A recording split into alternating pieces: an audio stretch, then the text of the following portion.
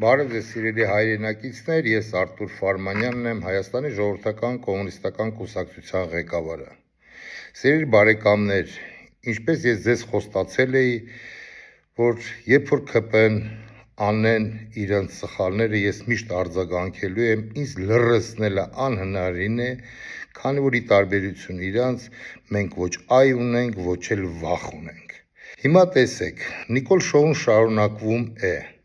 Ինչու եմ ես անվանում այդ ամենը շոու, քանի որ իրենք դե անում են իրենց քարոզարշավը, բայց անվանում են այդ ամենը միթոմ իրենց կուսակցական քարոզարշավ, որը որ լկտի սուտ է իրենց բառերով ասեմ, իրենք սկսել են եւ խախտում են բոլոր օրենքները, թե մարդկային, թե քաղաքական, ամեն ինչը։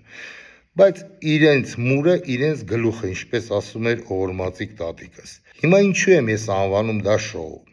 Հիմա տեսեք, առնում են իրենք դե ուտելու մասնագետ են, բնական է, արդեն այնքան ընկեր է, որ ժողովրդի համար դարձել է սովորական եւ իրենց նպատակն է դա եղել։ Հիմա տեսնենք այս տեսահոլովակը եւ խնդրում եմ ուշադրություն դարձրեք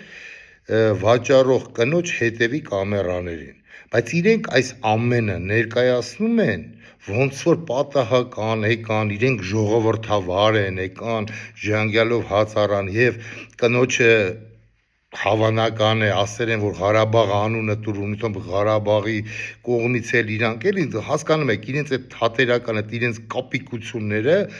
այն աշճանի ոչ մասնագետորեն են անում, որ լրիվ ակնթարթորեն երևում է։ Խնդրեմ տեսնենք այս տեսահոլովակը։ Ենք ուտելու, բարև ձեզ։ Ոնց եք։ Ունեք պատրաստի։ Ինչ արժի ժինգալով հացը։ 500 դրամ։ 500 դրամ։ Քանի հատ ունեք։ 11 Բոլորը տվեք։ Էկոնոմիկայի նախարարը վճարում է։ Շնորհակալություն։ Մենք ենք շնորհակալ։ Ինչ էլ մեծ ժինգալով հացեր են։ Պատրաստ սոված է։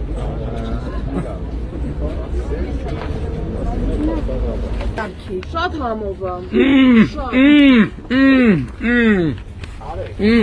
Տեսակ ժողովուրդ ջան, հետևի կամերաները, այդ ամեն ինչը դրա համար եմ ասում Նիկոլ շոու, որպեսզի ձեզ համար հասկանալի լինի։ Հիմա տեսեք շոուի շարունակությունը ինչ է եղել։ Նախ ուզում եմ ասեմ, որ արդեն այս վարչապետ կոչեցյալը իր ռամկեքից դուրս է եկել, ժողովրդի հետ հպարտ քաղաքացու իր ասած ինքը արդեն խոսում է արայով, վախեցնելով, սպառնալիքներով, մյուսը։ Հիմա տեսնենք այս տեսահոլովակ, այնուհետև ես մեկնաբան եմ։ Համարյա 90%-ը Որը ճիշտ չի, կոնկրետ ասեք։ Ասում եք սա դա հասկացա։ Կոնկրետ ասեք։ Ձեր կառավարման այս անձնակազմը Մի րոպե, կոնկրետ ասեք, բոլորը լավ գումար են ստանում մեր հաշվին, իմ ծնողի բան մեր այն սովորական Որ ձեր մարդիկ հաշվին ինչքան են։ 2025 թվին ինչքան հարկ եք վճարել, որ մենք ձեր հաշվին ենք ստանում։ Դες արուն եմ տվես ազգի համար։ Որտեղ եք արուն տվես ազգի համար։ Որտեղ Իմ հողի համար, Որտեղ իմ Արցախի հողի համար, իմ Հայաստանի։ Հիմա հենց հիմա կճշտենք, մեր տվյալներով կճշտենք որտեղ եք արուն տվել։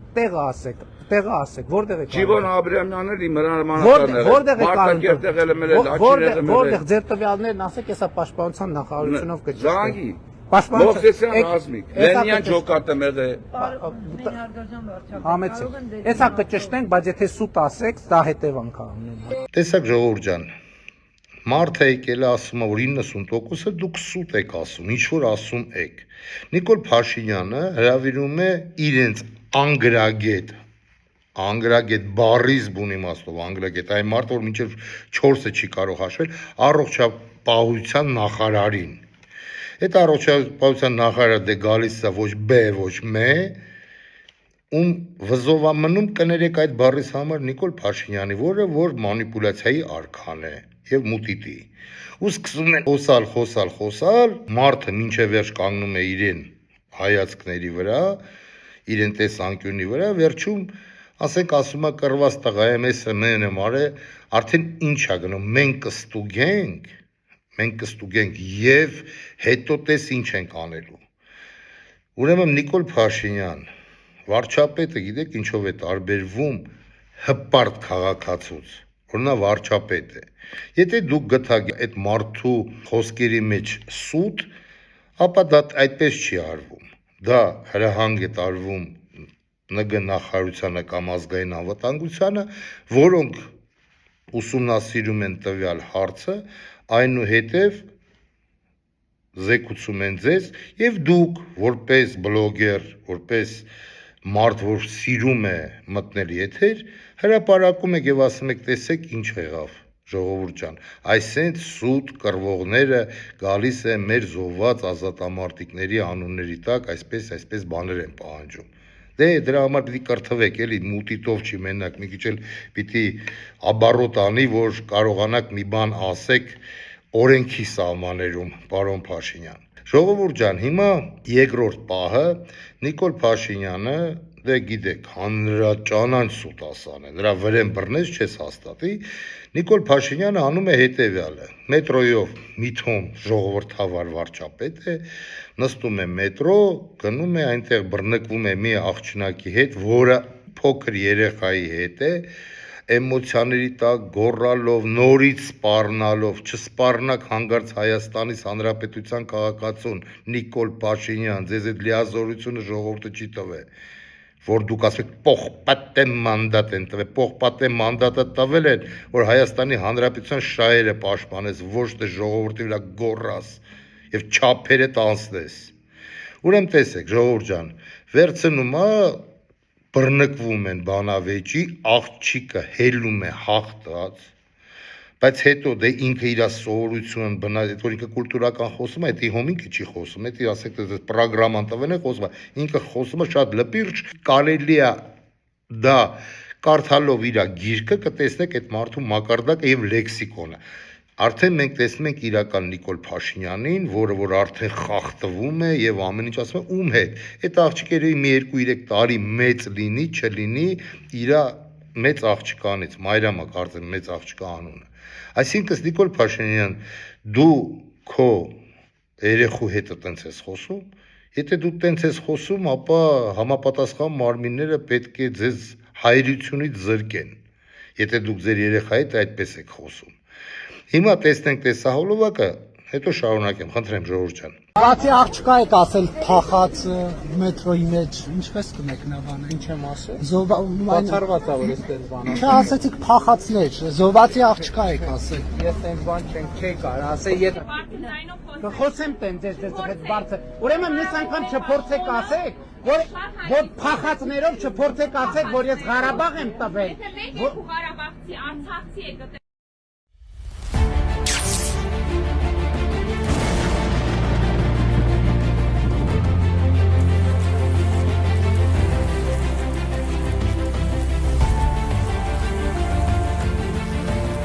Տեսակ սիրելի հայրենակիցներ,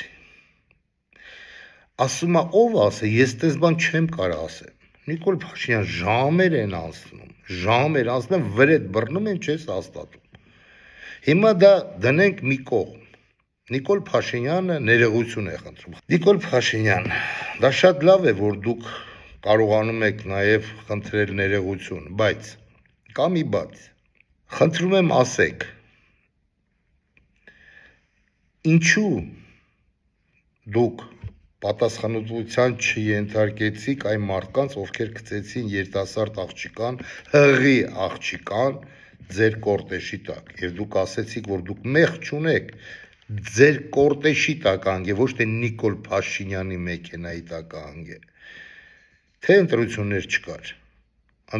չկար, չէ, այնտեղ չէր կարելի ինչ-որ մի դիվիդենդներ քաղել, ինչ-որ մի հատ բան ասել, այն ժամանակ ոնց սենց ա եղել եւ վերջ, հա,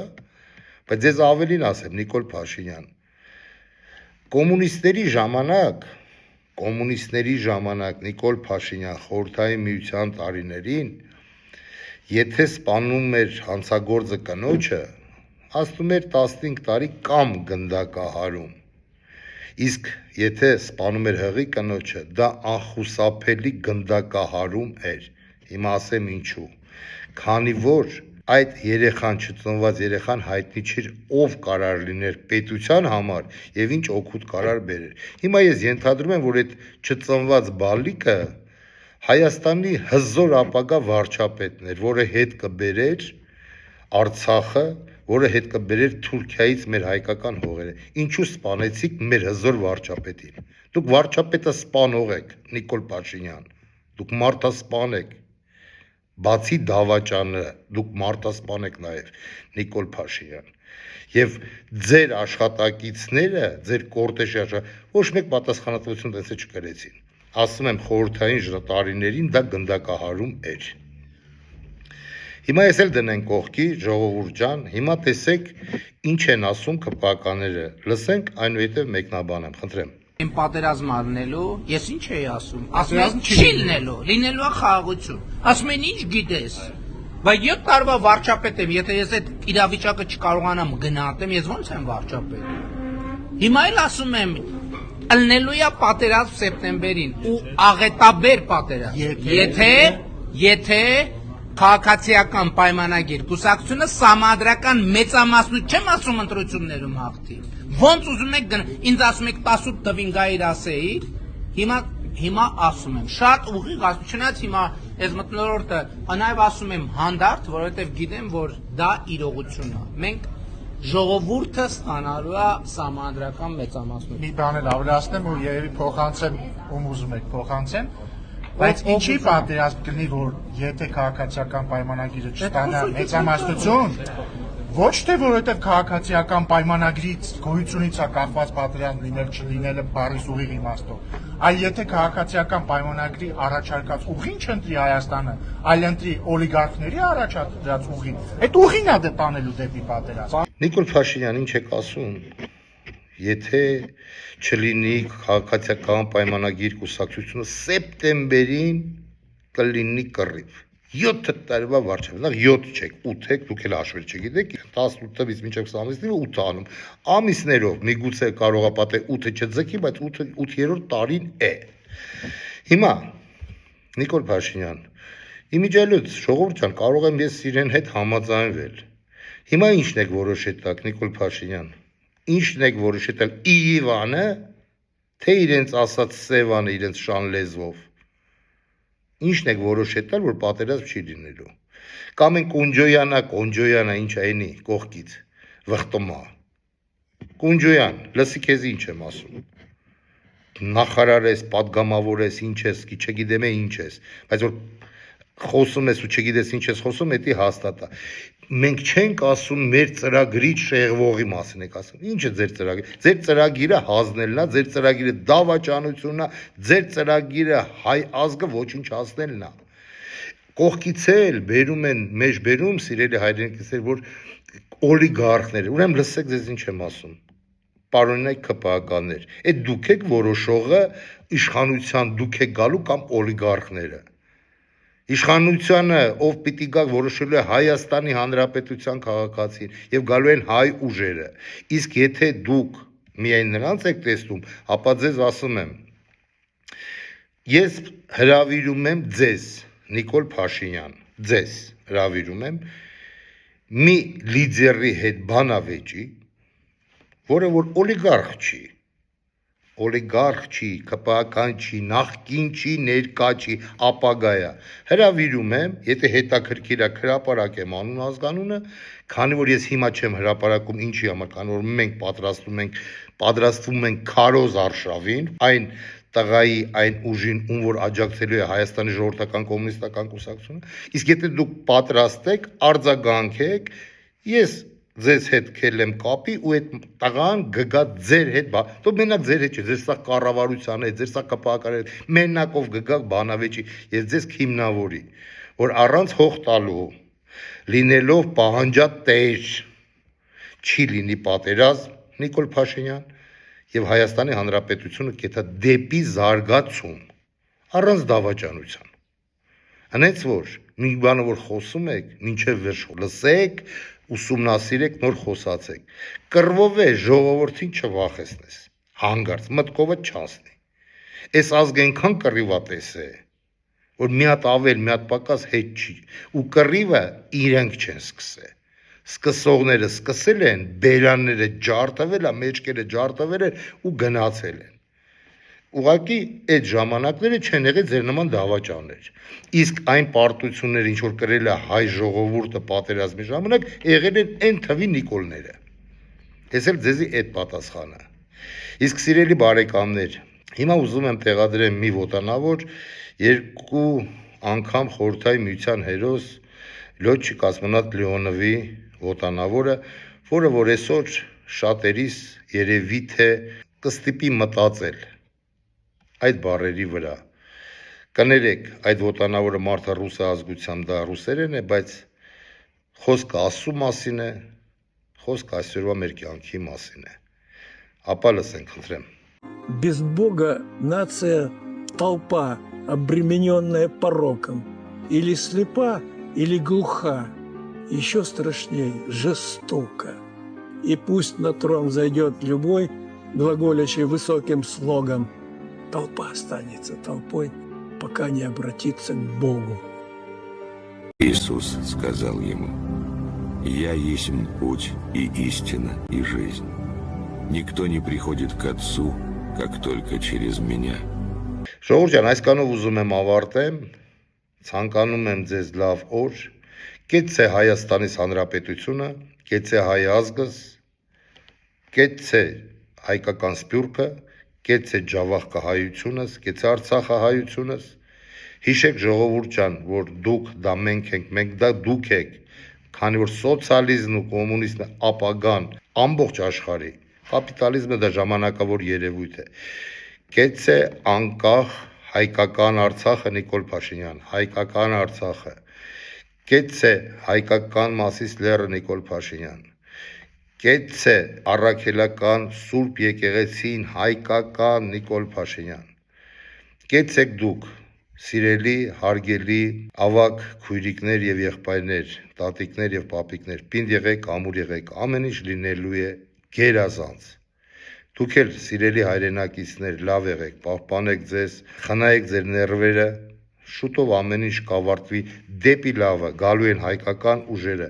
ձեր օգնությամբ եւ հաղթանակը սարի ետևում չէ։ Ցանկանում եմ ձեզ խաղաղ երկինք, այսքան այսօր։ Հույսով եմ կհանդիպենք, ստեսություն, Աստված բոլորիս պահապան։